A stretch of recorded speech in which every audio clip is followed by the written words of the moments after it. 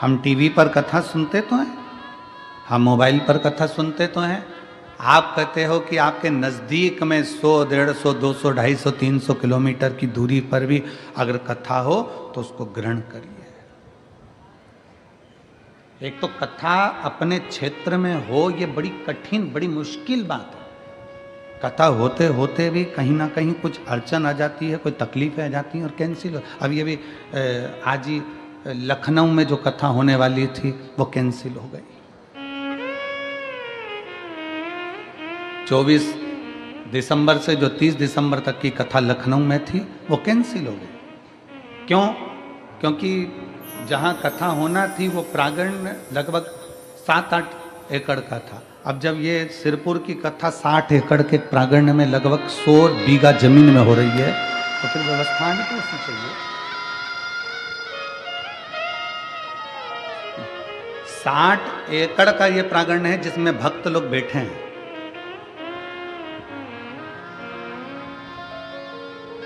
सौ बीघा जमीन के अंदर अंदर ये पूरी व्यवस्था करी गई।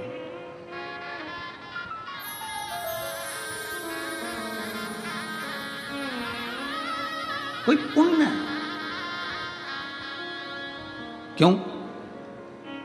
नाम का स्मरण होगा तो हृदय में रमण होगा, रमण होगा तो दुख का मरण होगा, ये निश्चित है।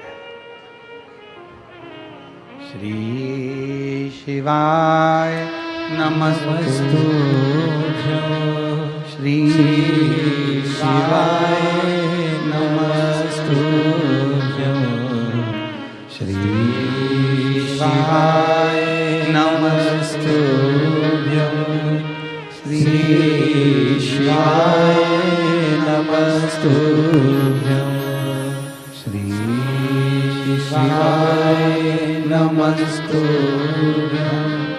श्री शिवाय नमस्तु, श्री शिवाय नमस्तु, श्री शिवाय नमस्तु। फिर किसी ने पूछा कि गुरुजी पंडाल में बैठ के कथा क्यों सुने? टीवी पर सुन ले हम, मोबाइल पर सुन ले हम, पंडाल में क्यों? तो याद करो 3.5 करोड़ रोम छिद्र, यह मनुष्य के शरीर में 3.5 करोड़ रोम छिद्र हैं इस मनुष्य के शरीर में। बारीक बारीक रोमों को अगर ये पूरे शरीर के एक एक रोमों को गिना जाए तो 3.5 करोड़ रोम पूरे शरीर में है। कितने हैं? जम के बोलो जरा। 3.5 करोड़ रोम छिद्र मनुष्य के शरीर में। अग्नि पुराण में एक प्रसंग मिलता है कि पूछा गया कि ये 3.5 करोड़ रोम छिद्र परमात्मा ने मानव के शरीर में क्यों दिए? तो कहा गया, अग्नि पुराण कहती है कि 3.5 करोड़ बार मनुष्य को एक दिन में भगवान का नाम लेना पड़ेगा तब तरेगा। अब मेरी जीजियों, मेरे जीजाओं, मेरी बेटियों, मेरे बेटाओं, मेरी माताओं, मेरे भाई, जितने आस्था चैनल पर सुन रहे हैं, जितने फेसबुक यूट्यूब पर सुन रहे हैं और जितने पंडाल में सुन रहे हैं, आप और हमसे भी कोई पूछेगा कि गुरुजी आपने 3.5 करोड़ बार क्या भगवान का नाम कभी लिया है? आपने लिया है 3.5 करोड़ बार एक दिन में भगवान का नाम? जम के बोलो जरा।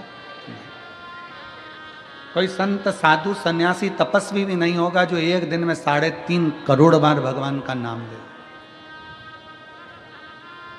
तो अग्नि पुराण में आया कि ये मनुष्य तो 3.5 करोड़ बार भगवान का नाम ले ही नहीं पाएगा, फिर इसका क्या होगा?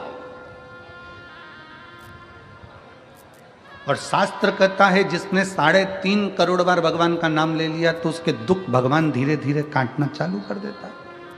तो फिर ये 3.5 करोड़ बार बोल ही नहीं पाएगा तो इसका दुख भी नहीं कटेगा। तो फिर अग्नि पुराण ने कहा कि एक काम हो सकता है। शंकर जी बोले पार्वती से, पार्वती 3.5 करोड़ बार कोई अकेला बैठ कर नाम नहीं ले सकता, तो कथा के मंडप में जाकर बैठ जाए। जब कथा के मंडप में किसी नाम का उच्चारण होगा, सब एक साथ बोलेंगे, ताली भी बजाएंगे। वो अक्षर जब एक एक के मुंह से निकलेगा, आपस में टकराएगा, छार छार हो जाएगा, तो 3.5 करोड़ रोम छिद्र में समा जाएगा और उसका कल्याण होगा। अब लोग कहते हैं महाराज जी, लोग पंडाल में कथा सुनने के लिए आते हैं तो इनका दुख क्यों कट जाता? कैसे कट जाता? इनका दुख कटता कैसे है? उसका केवल एक कारण है कि आपके मुख से श्री शिवाय नमस्तु, श्री शिवाय नमस्तु, श्री शिवाय नमस्तु, श्री शिवाय नमस्तु, श्री शिवाय नमस्तु, श्री शिवाय नमस्तु। जब आप नाम का उच्चारण करते हो, आपके मुख से शब्द निकलता है, वो टकराता है। अभी इसका कोई प्रमाण है कि शब्द टकराता है? उसका प्रमाण है गीता जी का उपदेश। गीता का उपदेश कुरुक्षेत्र के मैदान में भगवान कृष्ण ने अर्जुन को गीता सुनाई। बोलो, सुनाई कि नहीं सुनाई? अर्जुन को जो कुरुक्षेत्र के मैदान में गीता सुनाई, वो गीता का ज्ञान जो भगवान कृष्ण ने अर्जुन को दिया, अर्जुन को बोले भगवान कृष्ण गीता, उस गीता का उपदेश जब भगवान कृष्ण ने दिया, तो वो गीता बोलने पर भगवान के मुख से जो शब्द निकले, वो शब्द आज भी कुरुक्षेत्र की भूमि पर घूम रहे हैं। इसलिए वहाँ पर बड़े बड़े रिसर्च सेंटर लगाए गए कि भगवान ने जो ध्वनि में बोला था, वो ध्वनि पकड़ना है और उन अक्षरों को पकड़ना है। उसी अक्षरों को पकड़कर हमारे वेद और शास्त्र ये गीता का ज्ञान देते। अक्षर जो तुम बोलते हो वो वायुमंडल में हमेशा रहते हैं, वो गूंजते रहते हैं, वो कभी समाप्त नहीं होते। हमारे द्वारा आपके द्वारा बोले गए अक्षर, हमारे द्वारा आपके द्वारा बोले गए शब्द कभी समाप्त नहीं होते, वो घूम के हमारे पास आते हैं। आप किसी को बंद कमरे में एक ताला लगाओ, 1 कमरा बंद करो, 2 कमरा बंद करो, 3 कमरा बंद करो, 4 कमरे बंद करके अकेले कमरे के अंदर आप किसी की निंदा कर कर देखो, जिसकी निंदा करिए उस तक वो बात पहुंच ही जाती है। अब लोग कहेंगे हमने तो अकेले में की थी, ये बात उसके तक पहुंच कैसे गई? क्योंकि हमारे शरीर की वाइब्रेशन, हमारे शरीर की तरंगे हमारी बात को ले जाकर वहां तक छोड़ देती है जिसके लिए हमने कहा है।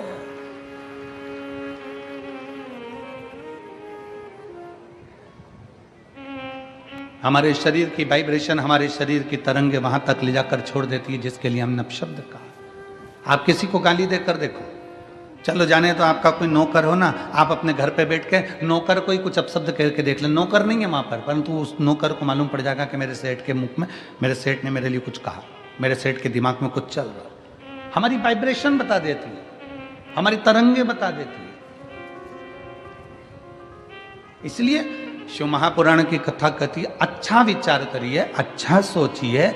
अगर कोई तुम्हारा दुश्मन है ना, उसके बारे में अच्छा सोचना चालू करो। एक दिन वो दुश्मन तुम्हें सुंदर माला लाकर ना दे, तुम्हारे को गुलाब का फूल लाकर ना दे, तुम्हारे लिए गुलदस्ता लाकर ना दे, तो कहना जो दुश्मन है उसके लिए वे अच्छा सोचना प्रारंभ करो, श्रेष्ठ सोचो। बहू सास की दुश्मन नहीं है, सास बहू की दुश्मन नहीं है। अगर बहू की दुश्मन होती सास, तो अपनी रकम तुड़वाकर बहू को ना देती शादी के पहले, शादी के समय पर। अगर सास तुम्हारी दुश्मन होती तो 1-2 लाख रुपए शादी में खर्च नहीं करती, 5-5, 10-10 हजार की साड़ियां, लहंगा तुमको नहीं दिलाती अगर तुम्हारी दुश्मन होती तो। और बहू अगर तुम्हारी दुश्मन होती तो वो अपना घर छोड़कर तुम्हारे घर में नहीं आती तुम्हारी गुलामी करने के लिए। ना सास बहू की दुश्मन है, ना बहू सास की दुश्मन है। ये दोनों रहते रहते एक दूसरे से बोलते नहीं, अपशब्द नहीं बोलते, पर अंदर ना जाने कैसे कैसी अंटी पालते रहते हैं, अंदर की वाइब्रेशन ऐसी कर लेते हैं, मम्मी ने ऐसा कर लिया, पापा ने ऐसा कर लिया, अंदर से सोच रहे हैं, तो वो वाइब्रेशन तुम्हारी सांस तक पहुंचती है, सांस की वाइब्रेशन बहू तक पहुंचती है, और दोनों का मन मोटाव आपस में चालू हो जाता है, और एक दिन ये होता है कि घर में अलग अलग हो जाते हैं। ये हमारे शरीर की वाइब्रेशन है, ये हमारे शरीर का विचार है, ये हमारी दृष्टि है। आप अच्छा सोचो ना, एक स्त्री, एक पत्नी रोज पति पर शंका करती है, रोज प्रतिदिन शंका करेगी, मन में शंका भरा गई है तो शंका करती रहेगी, शंका करती रहेगी, शंका करती रहेगी, शंका करती रहेगी। आखिर में पति को मालूम पड़ जाएगा कि ये शंका कर रही है, पति शंका करेगा तो मालूम पड़ जाएगा कि पत्नी शंका कर रही है। ये हमारी वाइब्रेशन है हमारे शरीर की, जो वहां तक पहुंचा दी। ये हमारे शरीर की वाइब्रेशन है जो वहां तक पहुंच रही है। शिव पुराण कहती है, अच्छा सोच, जब हम भगवान का नाम जाप करते हैं तो वो मंत्र टूटता है जब आपस में टकरा कर। तो जितने शिव भक्त यहाँ बैठ कर कथा कर तत्व ग्रहण कर रहे हैं, लाखों शिव भक्त भगवान शंकर की कथा सुन रहे हैं, कोई टीवी के माध्यम से, कोई मोबाइल के माध्यम से कथा सुन रहा है, और जब वो भी मंत्र का जाप करता है तो उसकी वाइब्रेशन उस तक पहुंचती है और उन सब का कल्याण हो जाता है, जो चाहे टीवी पे सुने चाहे मोबाइल पर सुने। श्री शिवाय नमस्तुभ्यं, श्री शिवाय नमस्तुभ्यं, सब बोलिए, श्री शिवाय नमस्तुभ्यं, श्री शिवाय नमस्तुभ्यं, श्री शिवाय नमस्तुभ्यं, श्री शिवाय नमस्तुभ्यं। ये हमारे शरीर की तरंगे हमें वहां तक लेकर जा रही हैं, हमारे भीतर की तरंगे हमें वहां तक लेकर जा रही हैं।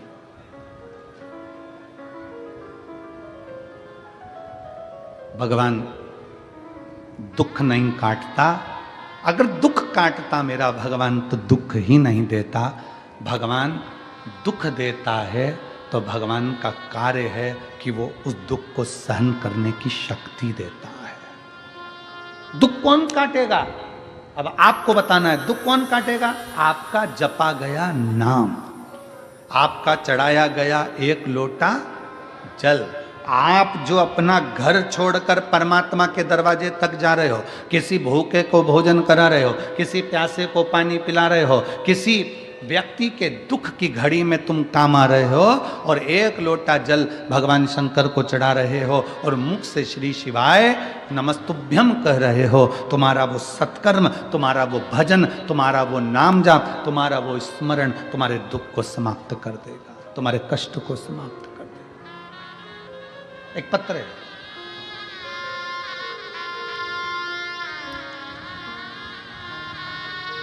शांताराम छगन पाटिल, मुकाम पोस्ट धानोरा, तहसील चोपड़ा, जिला जलगांव। कहीं बैठे हों तो हाथ हिला सकते हैं, अगर कहीं बैठे हों तो हाथ हिला सकते हैं, और अगर बैठे हों तो साथ में अगर बाबू आया हो तो उसको लेकर भी आ सकते हैं। मेरा नाम शांताराम, पत्र को आप लोग एलईडी पर पढ़ें, आस्था चैनल पर पढ़ें। शांताराम छगन पाटिल, मुकाम पोस्ट धानोरा, तहसील चोपड़ा, जिला जलगांव। मेरा मोबाइल नंबर ये है। मेरा लड़का हिमांशु शांताराम पाटिल, उम्र 14 साल, उसकी गर्दन इधर उधर घूम नहीं रही थी। 14 साल से उसकी गर्दन एक जगह स्टिक रहती थी, घूमती नहीं थी। हमने उसे संभाजी नगर में लेकर गए, एमआरआई करवाई। डॉक्टर ने कहा कि उसका तुरंत ऑपरेशन करना पड़ेगा। फिर हम उसे मुंबई के लीलावती अस्पताल में लेकर गए, डॉक्टर का नाम नहीं दिखाना है। और लीलावती अस्पताल में जब लेकर गए, ऑपरेशन की तारीख आ गई 18/10/2023। ऑपरेशन की तारीख 18/10/2023 आई। 12 मंगलवार को ऑपरेशन करवाया, सर्जरी हुई, सर्जरी अच्छे से हो गई। लेकिन कुछ देर बाद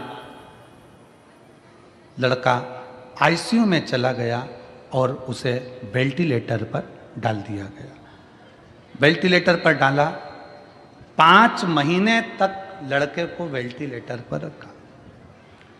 5 महीने बाद वेंटिलेटर पर रखा और मालूम पड़ा कि बाद में डॉक्टर ने 5 महीने बाद मृत घोषित कर दिया। इस पत्र को आप लोग पढ़ सकते हैं एलईडी के माध्यम से। 5 महीने तक उसको वेंटिलेटर पर रखा और 5 महीने के बाद डॉक्टर ने उसे मृत घोषित कर दिया। 5 महीने बाद लड़का मर गया, उसे मृत घोषित कर दिया गया। लेकिन मेरी पत्नी ने डॉक्टर से कहा मेरा लड़का अच्छा है, मेरे घर उसे मुझे जिंदा ही लेकर जाना है, तुम इसका इलाज और करो। डॉक्टर ने कहा यह मर चुका है, इसको ले जाओ, ये मर चुका है, इसको ले जाओ। पत्नी कहती नहीं, 4 दिन इसको रखो, मैं 4 दिन बाद इसको लेकर जाऊंगी, भले बॉडी रखो पर 4 दिन रखो इसको। लड़के को छोड़ा, वहीं छोड़कर मेरी पत्नी सीहोर चली गई, वहीं मुंबई से कंकर शंकर लाने के लिए पहुंच गई। सीहोर गई, कंकर लाई, रुद्राक्ष का जल, वहां से रुद्राक्ष लाकर पहुंच गई। अब जाने के बाद करती क्या, डॉक्टर कह रहे हैं इसको ले जाओ। सामने हॉस्पिटल के ठीक सामने शिव जी का मंदिर है, उस मंदिर में जल चढ़ाती और अपने बेटे के शरीर पर लगा देती और मुंह में जल दे देती। डॉक्टर कहते इसको ले जाओ। 4 दिन, 5 दिन, 6 दिन निकल गए। डॉक्टर कहने लगे क्यों परेशान हो रही हो। ऐसा करते करते 42 दिन निकल गए। 42 दिन निकल गए। डॉक्टर कह रहे इसको ले जाओ, इसमें प्राण नहीं है। नहीं मानी। आखिरी में लड़के के शरीर में 42वें दिन हलचल चालू हो गई। 42वें दिन हलचल चालू हुई और मैं क्या गुणगान करूं गुरुदेव। डॉक्टर भी आश्चर्य में पड़ गए कि जो मर चुका है वो जीवित कैसे हो सकता है। पत्नी कहती है उसका नाम कुबेरेश्वर महादेव है, वो देता जरूर है, खाली नहीं छोड़ता। बाबा, आज बाबा की मेहरबानी से मेरा लड़का ठीक हो गया। मैं उसको यहाँ कथा सुनने के लिए लेकर आई हूँ बाबा के पंडाल में।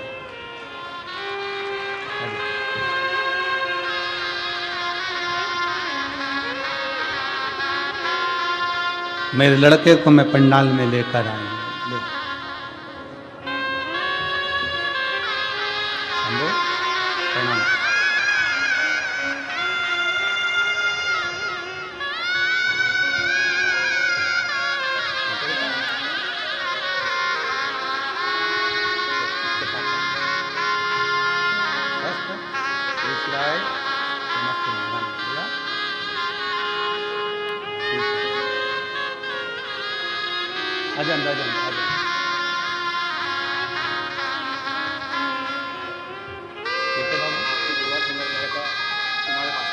बाबा की कृपा से, हमारी दुआ नहीं, शिव की कृपा।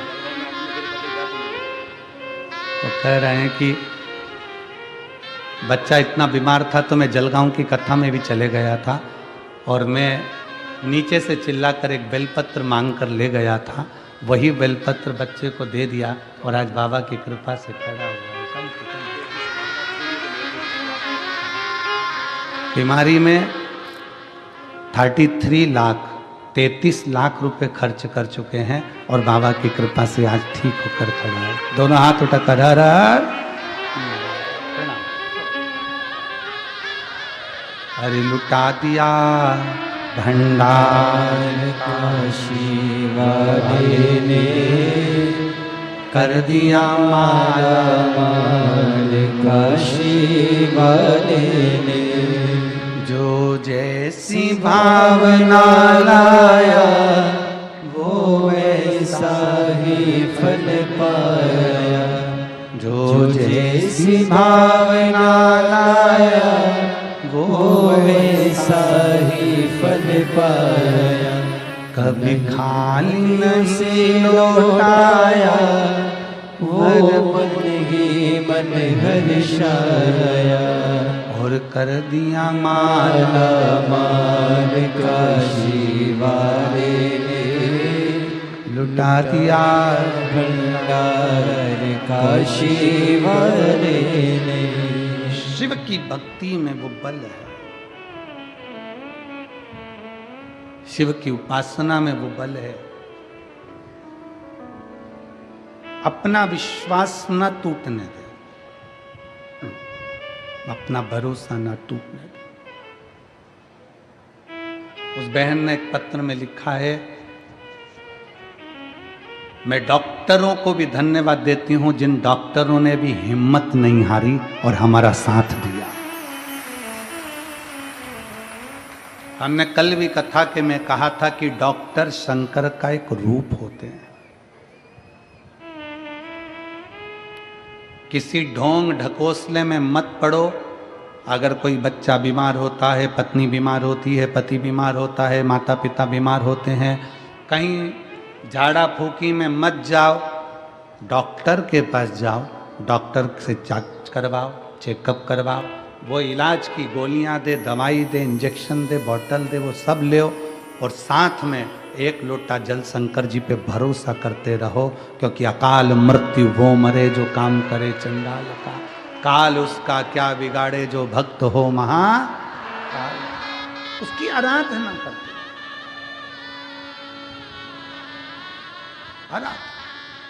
एक पत्र और है,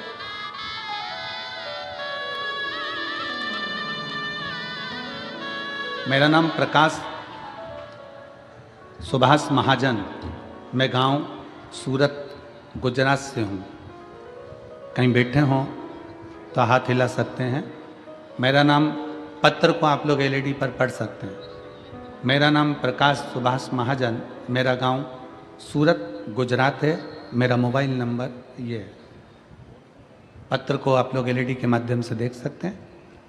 कहीं बैठे हों तो एक बेलपत्र लेने के लिए व्यासपीठ के पास में आ सकते हैं।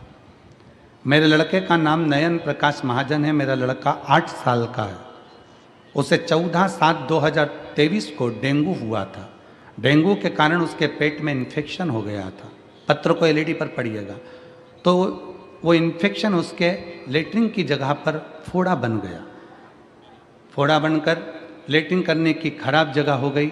डॉक्टर ने कहा अब उसे इस जगह पर इन्फेक्शन हो गया है तो चमड़ी सड़ गई है, ऑपरेशन करके निकालना पड़ेगा। ऑपरेशन करने से पहले उसका बाईपास लेटरिन का किया गया। उसके पेट को एक हॉल गिरा के स्टोम बनाकर पड़ेगा। उस जगह पे एक थैली लगाई जाएगी, क्योंकि अब लेटरिन वाले स्थान से वो लेटरिन नहीं कर पाएगा, तो साइड पेट में से थैली डाली गई, लगा कर रखा पड़ा। सिर्फ 8 साल का लड़का वो थैली को लेकर स्कूल कैसे जाता? डॉक्टर ने कहा इसकी ये थैली अब कभी निकल नहीं सकती, क्योंकि स्थान नीचे से बहुत सड़ चुका है और वहाँ पूरा स्थान बेकार हो गया है। ऑपरेशन करने के 5 दिन बाद हमने उसको लेटरिन करने की जगह से रिपोर्ट निकलवाई, तो डॉक्टर ने कहा उसको लेटरिन करने की जगह पे मांस नहीं बना है, अब ये थैली उसके साथ में रहेगी। अहमदाबाद की रिपोर्टें निकाली गई, वहाँ पे भी हमें निराशा ही मिली। वहाँ के डॉक्टरों ने भी कह दिया अब लेटरिन की थैली की ज़िंदगी भर लगाना पड़ेगी। अब ये थैली ज़िंदगी भर लगाना पड़ेगी। तो मैं घर आके रोने लगा, तो मेरे माँ ने कहा बेटा रो मत, सब ठीक होगा। सियोर वाला गुरुजी कहता है 1 लोटा जल सारी समस्या का हल। तो गुरुदेव, मेरी माँ ने कहा तुम लड़के को लेकर अपन सीहोर चलते हैं। कुबरेश्वर बाबा के धर्मधाम पर आए, बाबा को 1 लोटा जल चढ़ाना प्रारंभ करा। हम सीहोर में 3 दिन तक रुके। वहीं पर चढ़ा हुआ जल हम बाबा का ले लेते और लड़के के जो लेटरिन वाला स्थान था, बहुत तकलीफ की जगह थी, पूरा मांस वहाँ नहीं था, हमने वहाँ लगाना उसको दिया। फिर हम सीहोर के वापस आए और रिपोर्ट निकलवाने डॉक्टर के पास गए। तो डॉक्टर हंसते हुए कहता है अरे भाई क्यों बार बार रिपोर्ट निकलवाते हो, पैसे बर्बाद कर रहे हो, रिपोर्ट में वही आएगा जो हर बार आता है। तो मेरे बेटे ने कहा कि अरे अंकल आप बस एक बार रिपोर्ट निकाल दो ना, बाकी मेरा कुबरेश्वर बाबा संभाल लेगा। फिर डॉक्टर ने रिपोर्ट निकाला और रिपोर्ट निकालने के बाद डॉक्टर ने कहा कि अब शाम को आना रिपोर्ट लेने। फिर हम शाम को रिपोर्ट लेने गए।